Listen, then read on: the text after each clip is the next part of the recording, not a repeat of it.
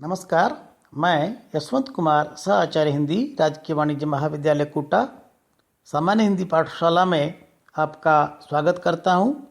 हम नाखून क्यों बढ़ते हैं निबंध का अध्ययन कर रहे हैं। इस निबंध की रचना हिंदी के प्रसिद्ध ललित निबंधकार आचार्य हजारी प्रसाद द्विवेदी जी ने की है। हम इस निबंध के अब तक 7 भाग पढ़ चुके हैं।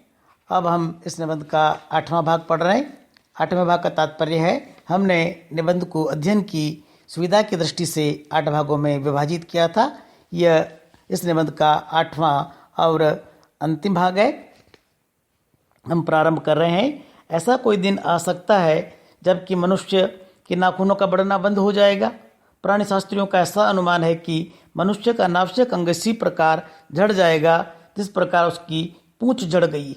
ऐसा कोई समय आ सकता है जब मनुष्य के नाखून बढ़ना बंद कर दें। प्राणी शास्त्री ऐसा मानते हैं। वे मानते हैं कि जिस प्रकार पहले मनुष्य की पूंछ होती थी और कालांतर में वह पूंछ झड़ गई, समाप्त हो गई, उसी प्रकार से कोई ऐसा समय भी आएगा जब मनुष्य के नाखून बढ़ना बंद हो जाएंगे, क्योंकि अब उनकी कोई आवश्यकता नहीं है। उस दिन मनुष्य की पशुता भी लुप्त हो जाएगी। तो मनुष्य का ये जो पशु लक्षण है यह नष्ट हो जाएगा। इसके साथ ही मनुष्य की पशुता भी लुप्त हो जाएगी। मनुष्य के भीतर का पशु भाव नष्ट हो जाएगा, ऐसा प्राणी शास्त्रियों का मानना है।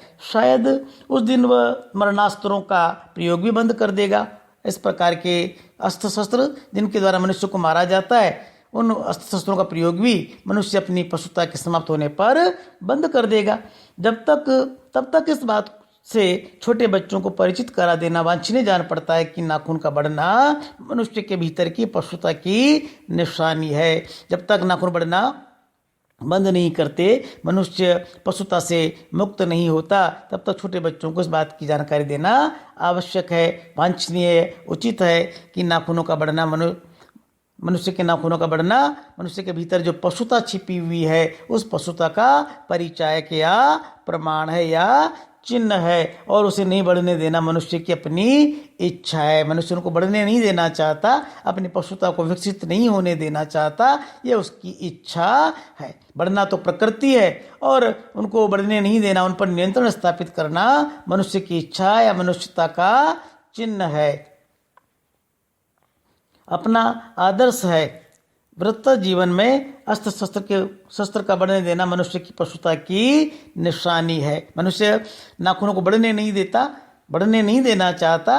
वो अपनी पशुता पर नियंत्रण करना चाहता है, वो अपनी मनुष्यता का विकास करना चाहता है। उसकी इच्छा भी है, ये उसका आदर्श भी है। वृत्तर जीवन, व्यक्तिगत जीवन में तो हम नाखूनों का बढ़ना स्वीकार नहीं करते, उनको काटते हैं, उनको पशुता का प्रमाण समझते हैं। पर हम वृत्तर जीवन में, व्यापक जीवन में, सामाजिक जीवन में, राष्ट्रीय और अंतर्राष्ट्रीय जीवन में निरंतर अस्त्र शस्त्रों का विकास कर रहे हैं, और ये अस्त्र शस्त्रों का विकास मनुष्य की पशुता का ही प्रमाण है। नाखून चाहे हम काटते रहें, पर अगर हम अस्त्र शस्त्र बढ़ा रहे हैं तो हम पशुता को ही बढ़ा रहे हैं, अपनी पशुता का ही विकास कर रहे हैं, ऐसा आचार्य द्विवेदी जी कहते हैं। और उनकी बाढ़ को रोकना मनुष्यत्व का तकाजा है। अस्त्र शस्त्रों की बाढ़ को रोकना, उनके विकास को रोकना, मनुष्य पर उनके घातक प्रभावों को रोकना मनुष्यता का तकाजा है, मनुष्यता की मांग है। हमको अपनी पशुता पर नियंत्रण स्थापित करके अस्त्र शस्त्रों के विकास को रोकना चाहिए। उसी से हमारी मनुष्यता पुष्ट होगी, उसी से हमारी मनुष्यता शक्तिशाली होगी। ये समय की और मनुष्यता की आवश्यकता है, अन्यथा अस्त्र शस्त्रों के प्रयोग से एक दिन मनुष्यता मिट जाएगी। हम हिरोशिमा में, नागासाकी में परमाणु अस्त्रों के प्रयोग से मनुष्यता पर आए अपार संकट को देख चुके हैं, और भी अनेक युद्धों में हमने देखा है कि किस प्रकार से मनुष्य ने अस्त्र शस्त्रों के माध्यम से मनुष्यता का संहार किया है।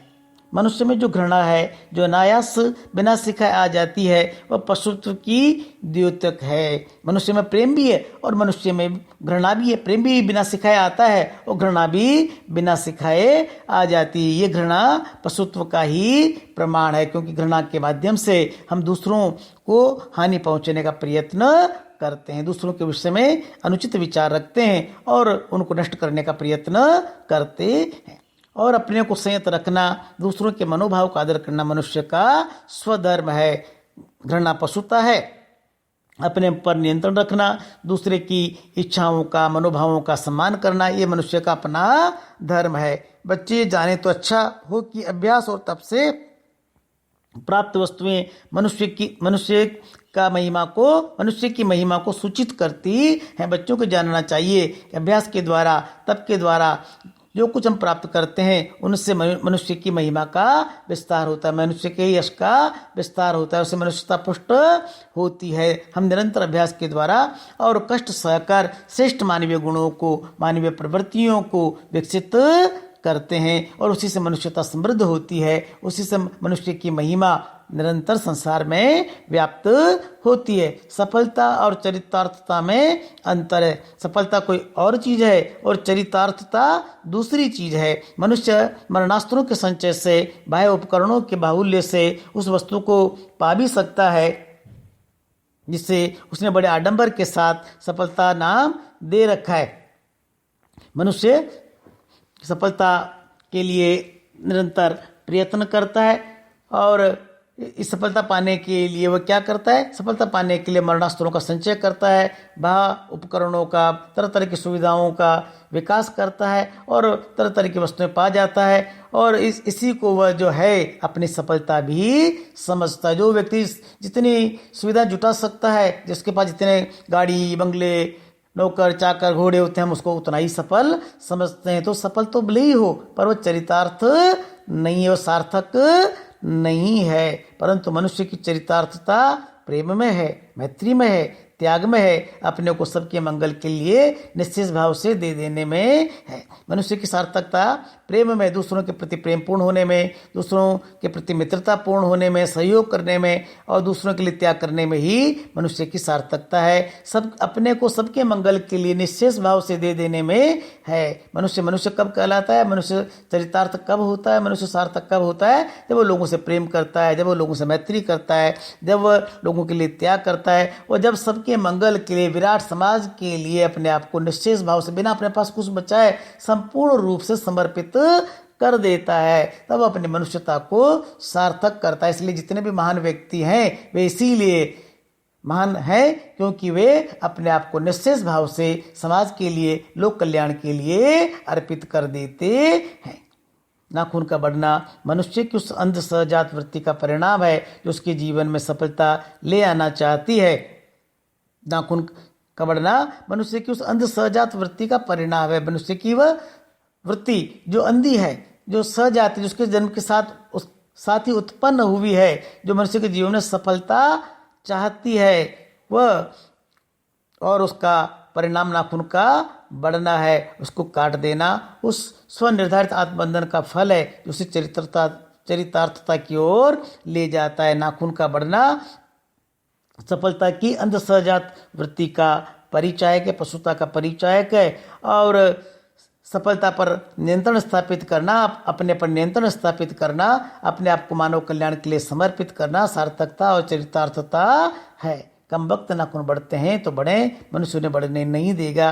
नाखून बढ़ते हैं, वो प्रकृति है तो उनका बढ़ना स्वाभाविक है, पर मनुष्य को निरंतर ये प्रयत्न करना चाहिए कि अगर वो बढ़ते हैं तो हम उनको काटें और अपने पशुता पर नियंत्रण स्थापित करें।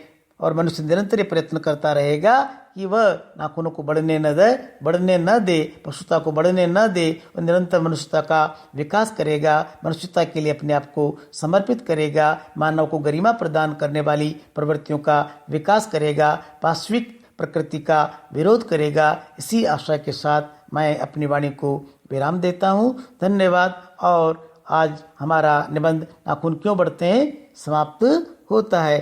जय हिंद, जय भारत।